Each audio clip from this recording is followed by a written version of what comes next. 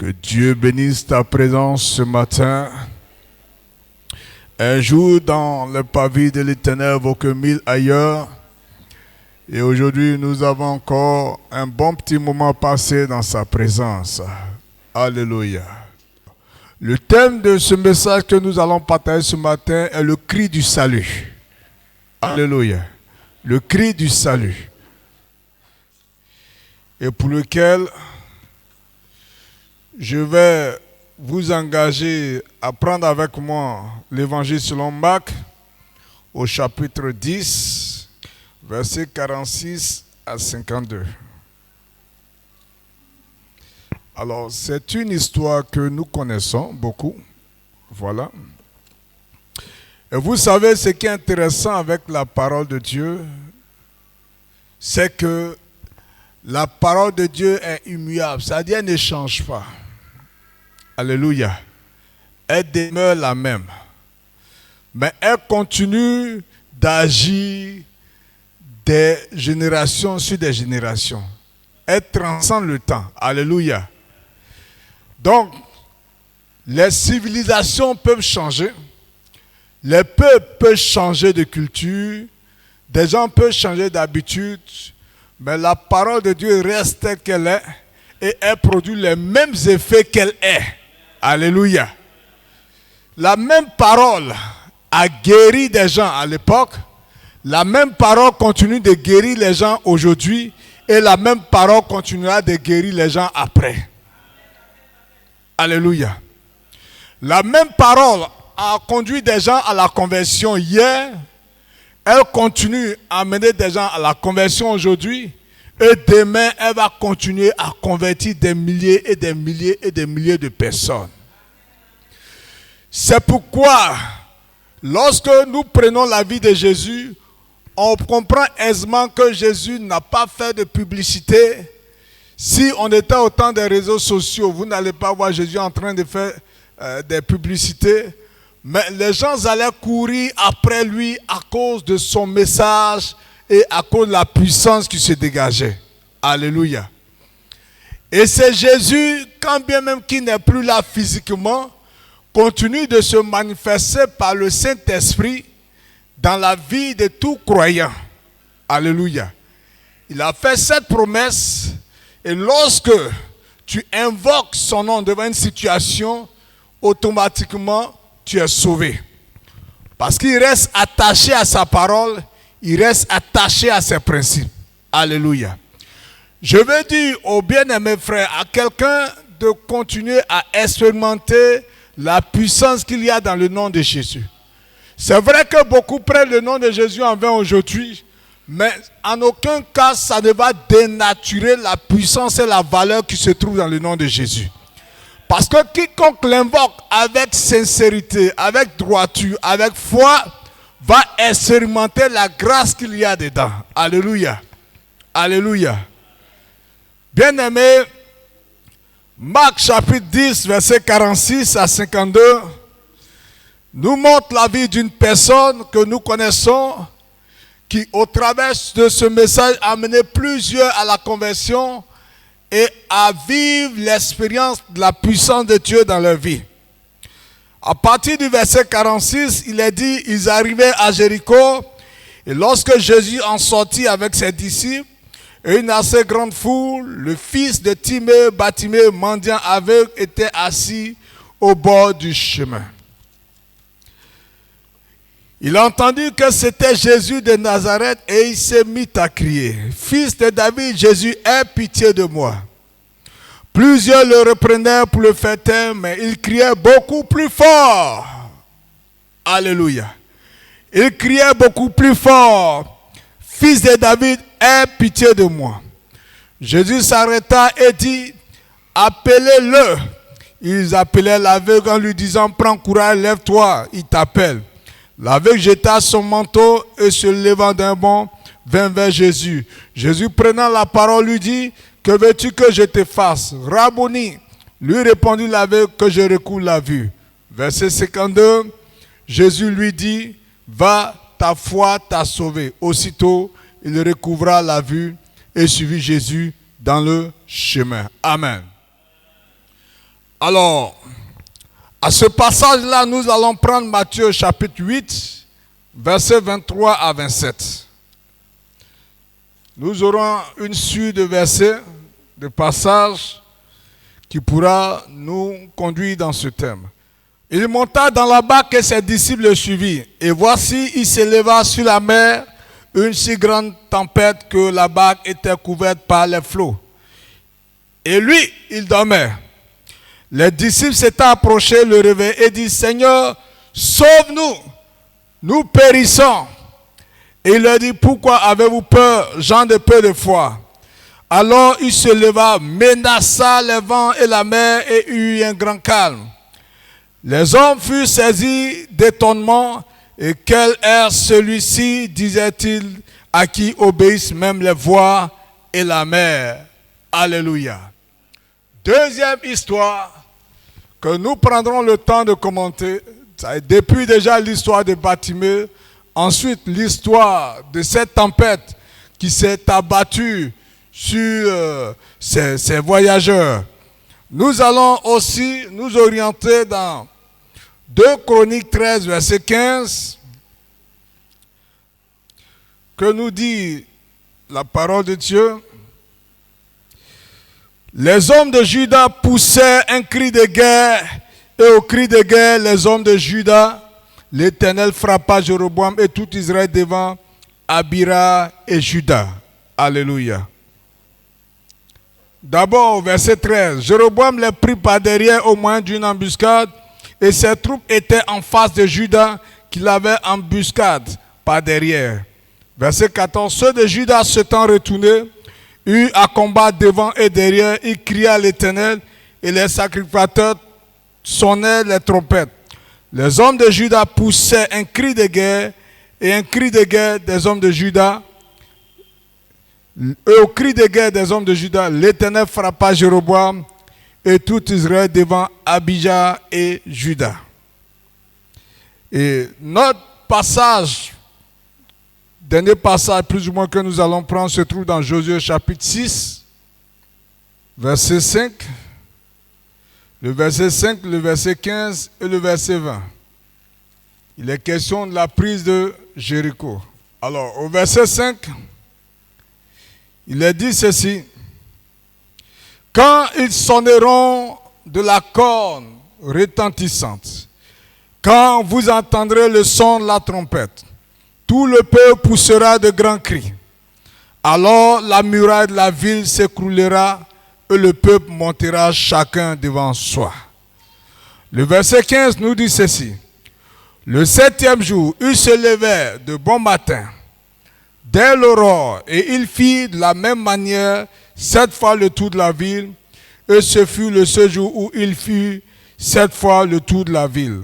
Au verset 16, à la 7e fois, comme les sacrificateurs sonnaient des trompettes, Josué dit au peuple, poussez des cris, car l'Éternel vous a livré la ville. Amen. Voici plusieurs histoires qui ont un point commun. La première histoire concerne la vie de Bartimée, et c'est une histoire que nous connaissons tous parfaitement. Bartimée, qui est mendiant, aveugle, bien entendu, qui avait vraiment des difficultés. Voilà, il voulait se retrouver, bien entendu, comme tout le monde. Et la Bible dit, il a entendu que Jésus passait par là. Alléluia. La Bible nous dit, lorsqu'il a entendu que Jésus passait par là, Bartimée s'est mis à crier. Amen. Et il a crié, les gens ont commencé à l'empêcher. On dit, non, écoute, tu vas embrouiller déjà ceux qui sont là, tu vas embrouiller le maître. Actuellement, il est préoccupé à des choses plus précieuses, plus importantes que la tienne. Donc, ce n'est pas la peine que tu continues de crier. La Bible dit, il ne s'est pas arrêté là. Il a crié encore beaucoup plus fort. Alléluia. Il a crié encore beaucoup plus fort jusqu'à ce que son cri puisse atteindre le Seigneur. J'aimerais qu'on écoute très bien cette partie de l'histoire. Quel était le cri de Bartimée? Jésus, fils de David, aie pitié de moi. N'est-ce pas? Ce cri est une prière. Lorsque tu implores la clémence d'une personne, lorsque tu implores la miséricorde, tu demandes qu'on porte des regards sur toi, tu es dans une position de prière, n'est-ce pas? La prière symbolise ton incapacité à pouvoir gérer une situation. Quand une situation, tu te trouves devant cette situation et que tu te rends compte que tes moyens, tes ressources ne te permettent pas, tu es obligé de te référer à quelqu'un de plus fort ou de plus capable que toi. Alléluia. Tu as besoin d'aide, tu as besoin d'appui, tu as besoin d'assistance. Et quand tu es dans cette disposition, tu es dans l'obligation de te faire petit. Tu es dans l'obligation de t'humilier et implorer le secours. Alléluia. Toute situation pour laquelle tu es obligé d'aller vers quelqu'un, c'est une prière que tu es en train d'adresser. Et ça, il faut que tu le saches. Lorsque tu vas vers quelqu'un pour le solliciter, en réalité, c'est une prière que tu adresses pour que la personne t'exauce, pour que la personne réponde à ta demande, à ta requête. Alléluia. Mais souvent, il arrive que certaines de nos prières qui constituent des cris n'atteignent pas là où ça doit atteindre. Ces prières peuvent rester juste dans tes murs ou bien juste là dans ton environnement et ne pas atteindre la personne qu'elle doit atteindre. Ou parfois la prière atteint de mauvaises cibles. Lorsque tu es dans un besoin que tu vas voir la meilleure personne, c'est comme ta prière atteint la mauvaise cible. Alléluia. Et souvent, des situations peuvent constituer des obstacles pour ne pas que ta prière atteigne celui qui doit exaucer. La Bible dit Bartimée a crié, mais des gens ont commencé à l'empêcher. Et ces gens peuvent être souvent des circonstances autour de toi qui vont t'amener à te décourager pour dire ça là, Dieu ne peut pas faire. Ça là, Dieu ne peut pas exaucer ça. Toi, tu crois que Dieu peut réaliser ou bien tu penses que la situation peut changer. Mon frère, arrête de te faire des illusions. Alléluia. Et quand c'est comme ça, tu ne fais pas attention, tu abandonnes. Tu abandonnes et tu dois savoir que plus tu abandonnes, plus tu augmentes ta frustration. Plus tu abandonnes, plus tu augmentes ta frustration. Et à un moment donné, tu commences à perdre cette confiance en l'Éternel. Alors, je vais dire à quelqu'un que si tu as eu l'occasion de crier par moment, tu dois savoir qu'il existe un seul cri qui doit susciter le salut dans ta vie. Et ce cri, c'est la montée de la prière qui n'a pas encore atteint Dieu.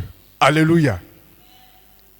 C'est là que tu te rends compte que tu n'as pas encore prié comme il faut prier. Ta prière doit atteindre une dimension où tu es sûr qu'elle atteint Dieu. Et je vais vous dire quelque chose. Quand tu pries et que tu sais que Dieu t'a exaucé, toi-même tu sais que Dieu t'a exaucé. Quand tu pries et que tu es convaincu que tu as prié avec foi, que tu as fait le cri du salut, que ta prière est montée, frère, on n'a pas besoin de te convaincre. Toi-même, tu as cette ferme assurance que vraiment j'ai prié, je crois que Dieu m'a exaucé. À qui cela est déjà arrivé? Ou bien à qui cela n'est jamais arrivé? Quand tu pries, il y a des prières, tu sais que tu as prié, mais ce n'est pas monté. Il y a des prières, tu sais que tu as donné, mais Vraiment, c'est pas ça. Souvent, tu es obligé de changer de disposition. Tu as dit, bon, attends, je vais me retirer. Ou bien, attends, je vais commencer à jeûner. Alléluia. Attends, je vais prendre d'autres prédispositions. Parce que je sens que j'ai prié, mais ma prière n'est pas arrivée là où elle doit arriver. Alléluia. Je suis en train de dire à quelqu'un, on ne prie pas pour prier, on prie pour que Dieu nous exauce. On ne prie pas pour dire qu'on a juste prié, mais on prie parce qu'on attend de Dieu quelque chose. Et ce que tu attends de Dieu, tu dois recevoir la confirmation, oui ou non. Si tu n'as pas la confirmation, c'est que ta prière n'est pas encore montée où elle doit aller. Ton cri n'est pas encore parvenu à Jésus qui est en train de passer. Ton cri n'est pas encore parvenu au cri du salut. Ton cri est encore un simple cri que tout homme pouvait le faire. Que le cri du salut va t'accorder la délivrance. Le cri du salut va t'accorder l'exaucement. Alléluia. Le cri du salut va te permettre de recouvrer la vue. La Bible dit, Bartimée a crié beaucoup plus fort. Est-ce que ta prière est allée au-delà de ce que tu fais? Parce que quand ça va au-delà de ce que tu fais, toi-même tu es convaincu que, de toute façon, j'ai parlé à Dieu. Moi-même je crois que Dieu m'a exaucé. Et vous savez, quand Dieu t'exauce, tu retrouves la paix du cœur. Tu retrouves l'assurance, la tranquillité. Ce sujet ne devient plus une préoccupation pour toi, tu m'entends? Même si ça doit prendre un peu de temps, dans cette patience, tu n'es plus affolé. Tu n'es plus effrayé par quelques circonstances que ce soit, par quelques événements qui vont se présenter. Mais tu as cette paix, cette assurance que quelque chose va se produire dans ta vie. Bartimée a crié plus fort jusqu'à ce que Jésus ait entendu sa voix. Et il a dit, laissez venir cet homme. Lorsque Bartimée a eu accès à Jésus, il ne pouvait plus désespérer. Lorsque ta prière arrive au trône, lorsque ta prière arrive au Père, lorsque ta prière arrive au sommet, lorsque ta prière atteint Dieu, tu ne peux plus désespérer de quoi que ce soit. Tu crois à l'exaucement. Tu crois au miracle. Tu crois au prodige. Est-ce que quelqu'un m'entend ce matin? Bartimée a lancé le cri du salut, le cri de sa délivrance, le cri de son déblocage. Et lorsque ce cri a atteint, personne ne peut empêcher ce cri-là. Personne. Parce que ce cri émane de la douleur, ce cri émane de ta situation, du poids, du fardeau qui pèse sur ton cœur. Le poids, le fardeau de ton épreuve, de ta situation, lorsque la prière monte, ça dit tout ce fardeau, cette douleur monte dans la prière. C'est ça qui a une bonne odeur que le Seigneur commence à sentir. Quand le Seigneur sent un bon parfum, quand il sent ta prière, ça dit que dans ta prière, il ressent ta douleur. Il ressent tes pleurs. Il ressent ton incapacité. Il ressent ta faiblesse. Et il répond à ta situation. Alléluia. Si ta prière n'est pas remplie de ces choses, ça sera juste des belles paroles, des paroles que tu vas prononcer pour que Dieu écoute. Ça sera juste des exercices religieux pour dire non, j'ai prié, voilà, j'ai prié ce matin, j'ai prié à midi, j'ai prié tant. Mais jusque-là, je ne vois pas. Ça devient du formalisme, de la pure formalité. Dieu, quand tu parles à l'Éternel, il te répond. Alléluia. Sa réponse peut ne pas correspondre à ce que toi tu voulais. Ça arrive. Sa réponse peut ne pas correspondre à tes attentes immédiates. Mais sa réponse peut être un résultat qu'il est en train de préparer pour toi. Mais pour que tu l'atteignes, il te donne la paix du cœur. Pour te dire, mon fils, ma fille, je t'ai exaucé. Alléluia. Quelle est la bonne manière d'obtenir des résultats? C'est de prier, prier, prier jusqu'à ce que Dieu t'exauce. C'est de lancer des cris de salut qui transpercent les obstacles, les épreuves, le découragement, l'abandon, la faim, la faiblesse, l'épuisement. C'est de transpercer avec des cris de salut. Même dans ta douleur, même dans ton insuffisance, même dans ta faiblesse, ce cri doit transpercer les obstacles. C'est le cri du salut qui décante les situations. La deuxième histoire que nous voyons, voici des disciples dans une barque avec le Seigneur qui font une traversée. Et à un moment donné, bien-aimés frères et sœurs, la tempête, les flots commencent à jaillir. Et la barque commence à basculer, l'eau commence à rentrer. Je vais vous dire quelque chose. Les disciples ne pouvaient pas s'imaginer ça. Pourquoi? Parce que le Seigneur était avec eux. Et souvent les gens pensent que comme je suis chrétien, comme je suis enfant de Dieu, l'eau ne peut pas rentrer dans mon navire. L'eau ne peut pas rentrer dans mon bateau. Parce que Jésus est là, donc pour toi, rien ne peut t'atteindre. Alléluia.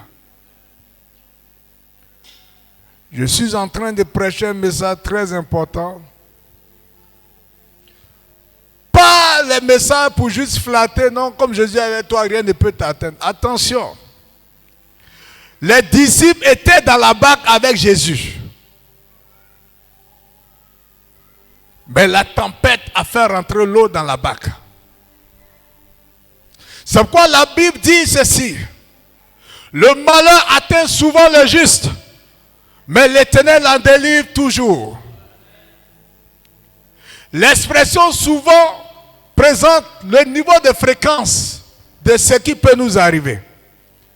Si ta vie est une vie malheureuse continuellement, c'est qu'il y a un problème. Si le malheur t'atteint régulièrement, c'est que tu as un problème. La Bible ne nous dit pas que le malheur atteint le juste toujours. Et que l'Éternel en délivre souvent. Non. C'est pourquoi quand tu es chrétien, tu ne peux pas mener ta vie chrétienne toujours en train de combattre les démons matin, midi, soir. Est-ce que tu m'entends? Parce que quelqu'un qui passe tout son temps à combattre, ça veut dire qu'il n'a pas le temps d'admirer la face de Dieu, d'adorer son Dieu, voir la gloire, la clarté de l'Éternel, parce qu'il reste toujours à la défensive. Il faut qu'un temps, tu aies l'occasion d'admirer la face de Dieu. Et ça fait que certains mènent une vie chrétienne où c'est une vie où ils ont peur. À chaque moment, démon ici. À chaque moment, temps. Non, ça, il y a sorcier dedans. Non, ça, on m'a attaqué ici. Non. Tu n'es pas obligé d'être dominé par cette psychose où ton esprit est agité. Frère, Ton esprit ne doit pas être agité. La Bible dit le malheur atteint souvent le juste. Mais, le mais qui va venir poser une opposition, le mais qui va annuler la première phrase, le mais vient annuler ce qui arrive souvent pour dire l'Éternel en délivre toujours. Alléluia. J'aime cette conjonction de coordination qui crée l'espoir. Là où on dit c'est gâté, là où on dit on ne peut plus rien faire pour toi, et puis tu entends, mais l'Éternel est auprès de ceux qui l'invoquent et qui l'invoquent avec sincérité. Alléluia. Mais l'Éternel est près de ceux qui l'invoquent et qui l'invoquent avec sincérité. Donc les disciples qui étaient dans la barque ont constaté et ils se rendent compte que cependant le maître dormait. Ils étaient surpris. Attends, nous on est en train de pleurer ici. Hein? Et puis lui dort. Ou bien il ne sait pas qu'on est en train de périr. Peut-être au début ils n'ont pas voulu réagir parce qu'ils se disent non, ça ne va rien leur faire. Mais lorsque l'eau a commencé à rentrer, la tempête, le vent a commencé à souffler fortement. Et que la barque, ça dit, déambulait comme ça. À un moment donné, toi-même tu sais que quand ça bascule, ta main te rentre dans l'eau, ça ressort ici. Ta main rentre dans l'eau ici. Il dit, ah, là, ça devient dangereux. On ne peut pas rester comme ça. Il faut le cri du salut. Maître, réveille-toi. Maître, réveille-toi. Maître, réveille-toi. Maître, réveille-toi. Parce que là où nous sommes en train de partir, nous sommes en train de mourir. Alléluia. Quand la situation arrivait, ils étaient obligés de pousser des cris pour réveiller le Seigneur. Vous savez comment ils ont réveillé le Seigneur? Selon vous, la tempête qui soufflait n'a pas réveillé Jésus. Les bruits de mer, les flots de mer, les vagues, pour ceux qui sont allés au bord de la mer, souvent tu as arrêté et puis tu entends de loin. Quand tu passes à Port-Boué, et puis l'air frais là, tu n'es même pas encore là-bas. Tu entends ouh. Ça c'est de loin. Mais eux ils sont sur l'eau. Ils sont au milieu. Et ces bruits de vagues qui résonnent. Le vent, la tempête. Quand on dit vent, tempête là. Souvent quand la tempête souffle, ça dit on s'accroche pour ne pas que ça nous ramasse pour partir. J'imagine les disciples ce jour en train de s'agripper. Parce qu'il faut d'abord t'agripper pour ne pas tomber dans l'eau et puis chercher à équilibrer la barque. Donc ce n'était pas une mince affaire. Leurs efforts étaient engagés. Leur force était engagée. Leurs moyens étaient engagés. Mais à un moment donné, il fallait le cri du salut. Il fallait réveiller Jésus avec un cri qui allait aller au-delà des vagues, au-delà de la tempête, qui pouvait réveiller le maître. Maître, nous mourrons. Maître, réveille-toi. Je parle de la prière qui transcende les vagues, qui transcende les tempêtes de ta vie, qui va dépasser tous les flots de mer qui vont s'agiter dans ta vie. Cette prière qui est capable de réveiller le maître sur son trône. Pianiste, tu peux monter un peu le son. Cette prière qui est le cri de salut, qui va au-delà des vents, qui va au-delà des tempêtes. Je suis en train de vous dire, ils pouvaient crier et le vent allait envoyer leurs paroles ailleurs. Jésus n'allait pas entendre. Jésus n'allait pas entendre. Il était très fatigué, il se reposait bien. Alléluia. J'aime dire souvent aux gens, si tu penses que c'est par la pitié que Dieu va t'exaucer, Dieu ne va jamais t'exaucer. Si tu penses que le Seigneur voit la situation dans laquelle tu es, non, Dieu voit Dieu va voir et puis vous allez vous regarder. Non, le Seigneur même voit tout ce que je fais pour lui. Oui, il sait. Il sait que tu fais des choses pour lui. Mais je vais vous dire quelque chose. Souvent, quand tu es avec quelqu'un, tu sais que la personne a un besoin, mais tu attends que la personne te l'exprime ouvertement. Parce que tu as senti comme il y a une forme d'orgueil qui ne dit pas son nom. Je t'attends que tu me dises. Je t'attends que tu exprimes, tu t'humilies. Je t'attends que tu te réfères à moi pour que je puisse intervenir. Mais si tu ne le fais pas, nous deux, on regarde, mais écoute, on marche ensemble. Et souvent, le Seigneur marche avec nous. Parce que ça dépend du regard que nous avons sur notre situation et de la manière avec laquelle nous lui adressons.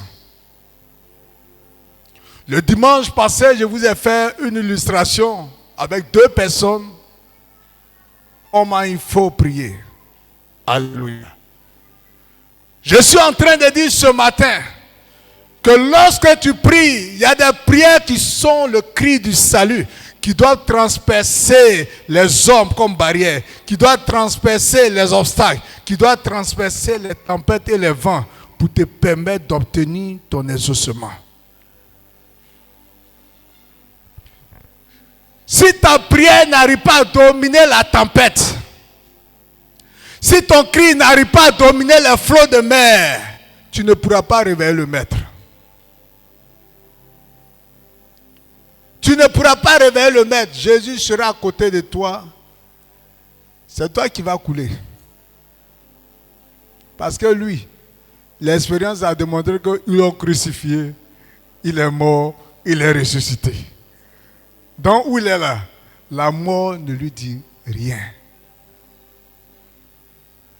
Ta situation, c'est à toi que ça dit le plus. C'est à toi que ça constitue un frein pour ton épanouissement. C'est à toi que ça constitue un blocage pour ta foi. C'est à toi. Ce n'est pas à quelqu'un d'autre. La première personne concernée se nomme toi. C'est pourquoi j'aime dire parfois que il y a des résultats qui s'obtiennent qu'avec toi seul et Dieu. Il y a des choses pour lesquelles lorsque Dieu veut faire, il n'a même pas besoin des frères de l'église. Souvent on t'isole. Les gens t'oublient. Parce que toi, ton cri de salut va apporter le changement dans ta vie. Et souvent, tu as l'impression que les gens t'ont abandonné. Et quand je regarde souvent les frères qui disent, bon, je suis resté dans l'église, je ne vois pas de changement, parce que là, je ne comprends pas. Mais l'église où tu es resté, puis tu es en train de partir, il y en a qui sont là, qui vivent des changements. La même église que tu fréquentes, et que tu estimes que tu ne vois pas Dieu, il y en a qui y sont assises et qui voient Dieu. Comment ils font pour voir Dieu? Change ta façon de prier. Change ta connexion avec Dieu. Change ta façon de rentrer dans la présence de Dieu. Change ton degré d'intimité devant la présence de Dieu. Change ta façon d'adorer Dieu. Change ta façon de célébrer Dieu. Change ta façon de faire tes actions de grâce. Change ta manière vis-à-vis de Dieu. Tu as besoin de rentrer dans la profondeur avec ce Dieu. C'est quand tu rentres dans la profondeur que tu vas voir ce que les autres vivent. Tu vas témoigner de ce que les autres témoignent. Bien-aimés frères et sœurs, ils étaient nombreux à la piscine de Bethesda. Lorsque Jésus est arrivé, il ne s'est pas intéressé à tout le monde. Alléluia. Mais je rappelle qu'à cette piscine, avant l'arrivée de Jésus, il y avait un âne qui descendait de temps en temps et puis un âne qui était guéri. C'est vrai ou c'est faux? Ça veut dire qu'il y a toujours la guérison là.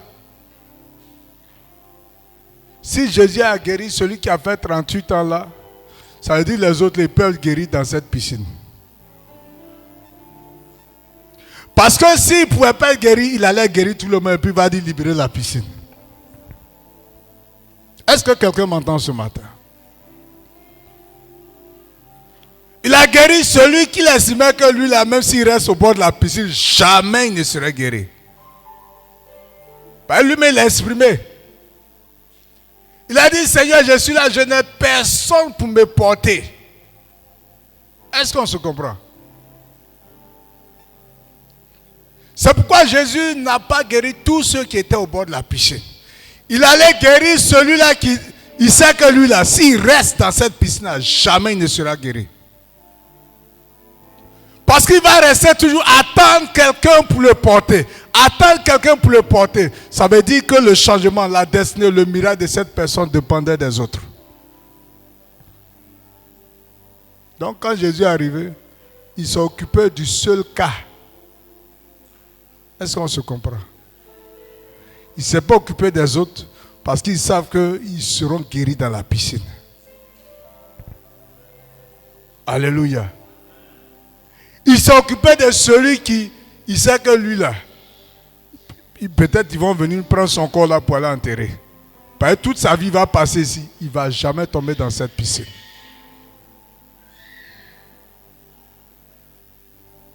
Et Dieu sait. Mais en même temps, quand il passait, Bartimée savait qu'il y avait foule. Il dit non, lui il ne laisse pas. Il faut que son cri dépasse tout autre cri. Parce qu'il sait que le Seigneur passe. Alléluia. Lorsque Jésus a rencontré cette femme cananéenne, vous pensez que Jésus il voulait guérir la fille de cette femme? Non. Hein? Lui continuait sa marche. Il a d'autres missions. Il a d'autres missions. L'Esprit de Dieu est là. Il a des missions qu'il veut réaliser. C'est à toi de te connecter. Quand il a vu cette femme cananéenne, il a dit non, toi aussi, on ne donne pas les choses saintes aux chiens. On ne donne pas les choses saintes aux chiens. Bien aimés frères et sœurs, souvent, je vais vous dire quelque chose. Il y a des guérisons, quand Dieu veut passer par là, il va briser ton orgueil. Il brise ton orgueil. Je dis bien, il brise ton orgueil. Il brise ta fierté. Il brise ta fierté. Il y a des gens aujourd'hui, ça dit, Dieu est en train de faire quelque chose dans sa vie. Un homme de Dieu peut lui donner une parole, mais ça ne lui dit rien. Par exemple. Et puis ça va, la situation se décante. Comme l'orgueil, il estime que c'est lui qui a prié. Et puis le miracle s'est opéré. Donc, ça ne lui dit rien. Mais, si vous regardez la suite de l'histoire, examinez tous ces genres de cas, ce miracle-là, après, ça n'atteint pas son but dans la vie de ces personnes. Quand Dieu voit l'orgueil. Alléluia. Parce qu'il y a des situations, Dieu regarde ton cœur d'abord et il t'amène. Ça dit, lui-même veut te voir. Il dit à cette femme, on ne donne pas les choses saintes aux chiens. Et elle dit, c'est pas grave. Même si mougou là, ça tombe à terre, chien peut manger. Donc Seigneur, je n'ai pas besoin des choses saintes, j'ai besoin de mougou. Si tu me donnes mougou là, ça me suffit. Moi, je n'ai pas besoin de... Non, ça me suffit.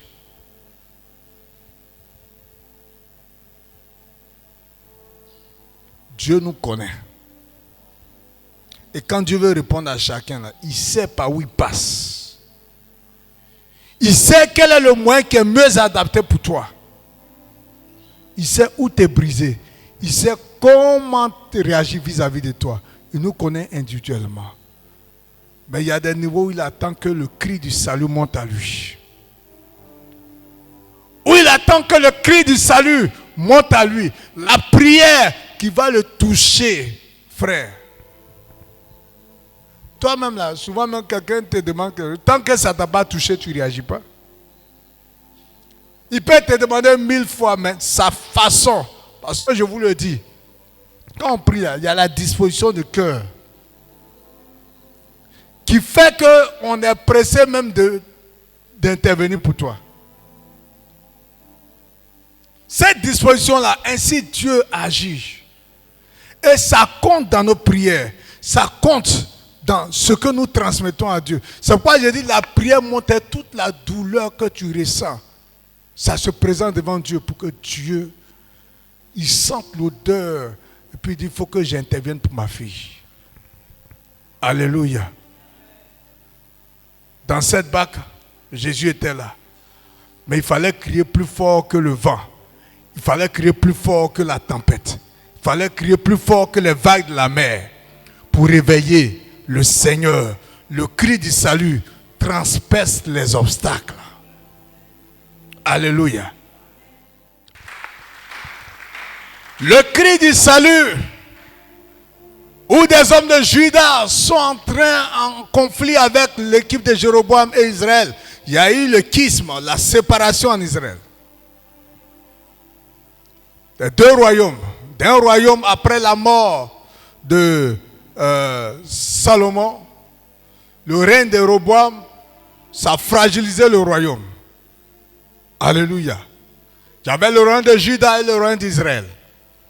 Donc il y a eu conflit. La Bible dit les hommes de Juda, à un moment donné, ont poussé des cris. Poussé des cris. Et quand ils ont poussé des cris, frère, c'est comme une force est descendue et ils ont battu le royaume d'Israël.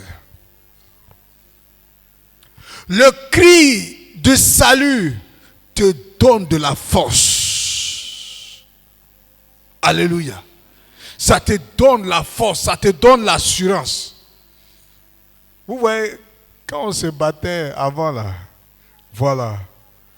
Quand ils font jeu de jambes, hein, au moment où ils font jeu de jambes, après ils crient, hey! Ça veut dire pour paniquer déjà l'adversaire. Donc ton cri là, déjà ça déstabilise l'adversaire. Bon, vous voyez à Yamé, non? Quand vous promenez, vous voyez à Yamé, souvent tu es là et puis tu rêves et puis tu attends, hey! C'est comment? Hein? Jeu de jambes. J'ai rentré dans toi. Ça veut dire tout ça là pour déstabiliser l'adversaire. Souvent le gars il parle, il n'a même pas force. Il n'a même pas force. Mais ça bouge seulement là. Ça fragilise l'adversaire. Alléluia. Et lorsque tu rentres dans des cris de salut, ça déstabilise le diable. Parce qu'il se rend compte qu'il ne peut pas arrêter ça là. Il y a des prières, Satan ne peut plus arrêter. Ça a dépassé son niveau. La faim ne peut pas arrêter cette prière-là. Les injures des frères ne peuvent pas arrêter cette prière-là. Le découragement, manque d'argent ne peut pas arrêter cette prière-là. Regarde des yeux, comment les gens pensaient de toi ne peut pas arrêter cette prière-là. Parce que c'est le cri du salut qui va déclencher ton miracle, qui doit déclencher ton développement. Ça va déclencher ta délivrance. Ça va opérer ce que tu attends de Dieu. C'est le cri du salut qui perce les mystères. Ça perce les mystères. Oh Seigneur, je regarde à toi. Je regarde à toi. Vois ma honte. Vois mon humiliation. Vois ma désolation. Jésus, je crie à toi. Jésus sauve. Jésus sauve. Jésus sauve. Je crie à toi. On me rendait le témoin de cette soeur qui voulait se marier, longtemps elle a prié, ça ne vient pas. Et puis, elle s'est mise seule dans la chambre, elle s'est mise nue. Puis elle dit, Seigneur, regarde-moi. Tu penses que tout ça, tu m'as donné, c'est pour qui? C'est pour le frère, mais il ne vient pas et puis je suis là. Ou bien c'est toi, Saint-Esprit, et moi, on va gérer ça. Non, ça ne peut pas se passer comme ça. Propriétaire de ça, là, je l'attends. Alléluia. 3 mois qui ont suivi, Dieu a opéré le miracle. Parce que sa douleur était devenue trop. Elle dit, elle ne lâche pas Dieu. Comme Jacob. Tant que tu ne me béniras pas, je ne te laisserai pas partir. Tant que tu n'as pas opéré le miracle, je ne te laisserai pas partir. Je vois une personne pour qui la prière a déformé peut-être. Vous savez ce que j'appelle la déformation? Nos frères musulmans, souvent tu vois et puis tu vois tache noire. On dit c'est pas une tête. Alléluia. Frère, le cri de salut doit toucher le trône, doit transpercer le trône. Et il faut que dans nos prières, nous soyons capables d'aller au-delà de ce que nous voyons pour toucher le trône de Dieu. Pour que les murailles de Jéricho tombent. Frère, quand on dit muraille, eux-mêmes ils regardent et ils ont compris. Les espions qui sont allés là, ils ont vu ce que c'est. Ben, Dieu leur a dit, vous n'avez pas machine, vous n'avez pas missile pour bombarder, boum, comme aujourd'hui nos gars ont fait. Hein? Pour que tout explose. Soyez tranquille.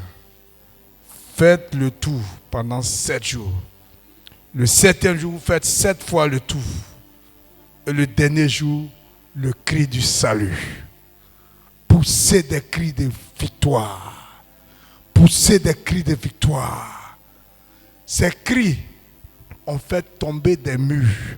Le cri du salut fait tomber les barrières dans ta vie. Les murs, les forteresses que le diable a passionné pour t'empêcher d'avancer, pour t'empêcher de t'étendre. Je veux dire à quelqu'un, quel est le cri de salut que tu es capable d'élever à Dieu pour que ces barrières tombent, ces autels soient brisés, ces malédictions soient brisées. Il te faut le cri de salut. Alléluia. Il te faut le cri de salut. Il te faut le cri de salut. Et quand tu as fait le cri de salut, tu peux maintenant pousser des cris de joie pour célébrer le roi de gloire, celui qui exauce, de celui qui descend pour agir pour toi. Parce qu'après le cri de salut, tu as des cris de joie, des cris de triomphe, des cris de chant, d'adoration, de célébration, pour rendre honneur à l'Éternel qui agit, à l'Éternel qui exauce, à l'Éternel qui intervient lui-même. Alléluia. Je déclare que tes prières ne soient plus des prières fades, que tes prières ne soient plus bloquées par des hommes, que tes prières ne soient plus bloquées par des circonstances, que tes prières ne soient point freinées par des tempêtes de la vie, que tes prières ne soient point perturbées par les flots des mers, que tes prières ne soient point portées contre les regards des hommes, contre le passé des hommes. Si tes prières ne soient pas freinées parce que tu es dur, tu n'as pas à manger, que tu n'as pas l'argent, que tes prières ne soient pas dominées par ta paresse pour t'étouffer, mais que tes prières arrivent à transpercer ces obstacles pour que ce cri de salut amène Dieu à t'exaucer, amène Dieu à répondre à ta situation, amène Dieu à réagir là où tu l'attends. Que tes prières soient des prières efficaces. Je déclare que l'efficacité soit dans tes prières. Que l'efficacité soit dans tes prières. Que la puissance soit dans tes prières. Que l'exaucement soit dans tes prières. Que le cri qui monte de ton cœur soit des cris de guerriers, des cris de vaillants, des cris comme des trompettes qui montent dans les cieux. Et que ta prière monte avec ta douleur. Que ta prière monte avec tes épreuves. Et que cela se répande devant la face de Dieu. Celui qui exauce, il t'exaucera. Celui qui exauce te répondra. Celui qu'on invoque agira pour toi. Il se lèvera pour toi. Et tu verras la puissance de Dieu. Tu verras la gloire de Dieu. Tu verras le miracle. Des produits vont se manifester. Le déblocage va s'opérer. Parce que ton cri est monté. Ton cri est monté. Ton cri est monté. Ton cri a touché le trône. Ton cri a touché le royaume. Ton cri a touché le pan de sa robe. Ton cri a touché les anges. Ton cri a touché l'armée céleste. De ceux-là qui doivent descendre pour venir défendre ta cause. Pour venir défendre ta cause. Ton cri est monté afin de changer ta situation. Afin de changer ta situation. Ton cri va faire tomber les murailles. Va briser les autels de la malédiction, les autels de la sorcellerie, tout blocage qui agissait sur ta vie. Ce cri est la prière qui transforme ta destinée. est la prière qui t'ouvre tes portes, est la prière qui te repositionne, est la prière qui change ton chemin, est la prière qui apporte la grâce de Dieu dans ta vie, est la prière qui va te rendre prospère, est la prière qui va t'ouvrir une porte, est la prière qui doit changer ta condition, est la prière qui doit opérer le miracle de la guérison, est la prière qui doit transformer ta maison, est la prière qui doit changer le visage de tes affaires, est la prière qui doit changer le visage de tes enfants, est la prière qui doit changer ta famille, est la prière qui doit changer ton environnement, est la prière que Dieu exauce, est la prière qui glorifie Dieu par son témoignage, le témoignage de sa puissance, le témoignage de sa gloire, est la prière que tu vas manifester. Le cri du salut. Que Dieu te donne de pousser ces prières de haute intensité. Que Dieu te donne de pousser des prières avec des résultats. Que Dieu te donne de pousser des prières qui produisent des percées. Que Dieu te donne de pousser des prières qui font tomber des murailles. Que Dieu te donne des prières qui transmettent des tempêtes et des flots. Que Dieu te donne cette puissance dans la prière. Élie est un homme de la même nature que nous. Change ta façon de prier. Change ta disposition de prier. Tu veux obtenir des résultats. Tu veux voir Dieu. Tu veux découvrir Dieu. Tu veux rencontrer Dieu. Tu veux voir la main de Dieu. Change ta prière. Change ton langage. Change ta communication. Change ton approche vis-à-vis de Dieu. Change ta paresse. Que l'audace, que le courage, que la force te soit donnée. Parce que tu vas voir le résultat. Nous allons prier le Seigneur. Tu vas dire, Seigneur, donne-moi cette capacité de prier pour aller jusqu'à ton trône. Cette capacité de prier pour obtenir des résultats. Cette capacité de prier pour obtenir des percées. Élève la voix, parle à Dieu. Que Dieu te donne cette force. Que le Seigneur te donne cette capacité. Qui te donne cette onction. Qui se donne cette puissance. Parce que par la prière, tu vas faire beaucoup de choses. En parlant avec Dieu, Dieu va parler avec toi. En parlant avec Dieu, Dieu va te révéler des choses. En parlant avec Dieu, Dieu va changer beaucoup de situations. Si tu étais devenu lourd, paresseux, que le Seigneur renouvelle tes forces. Et tu vas voir, lorsque tu vas rentrer dans cette phase, rien ne pourra t'arrêter. Rien ne pourra te stopper. Tu ne pourras plus freiner, tu vas avancer. La seule chose qui va t'arrêter, c'est la parole de Dieu qui va te dire passe à tel niveau, passe à ce niveau, passe à ce stade. Alors élève la voix, parle au Seigneur. Le cri de salut se manifeste à une dimension de foi absolue. Parce que Dieu voit ta douleur. Dieu voit la situation dans tes cris. Dieu entend ta prière. Dieu voit ta situation dans la prière. Dieu voit ton humilité. Dieu voit la disposition de ton cœur. Et il t'exauce. Que les obstacles se dégagent de tes prières. Que les barrières sautent dans tes prières. Que Dieu t'accorde l'esprit d'efficacité dans tes prières. Alléluia. Est-ce que nous pouvons très fort acclamer Jésus de Nazareth? Je déclare une poussée dans la prière. Un déclenchement dans la prière. Une poussée de cris de salut.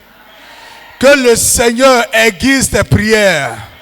Que tes prières soient des prières d'exaucement. Des prières de résultats. Je déclare la victoire dans tes prières. Je déclare le déblocage dans tes prières. Je déclare que les murs tombent dans tes prières. Que Dieu te rende puissant dans tes prières. Que la main de Dieu soit sur toi. Et que cette semaine soit une semaine arrosée de grâce et de bénédiction. Va et triomphe.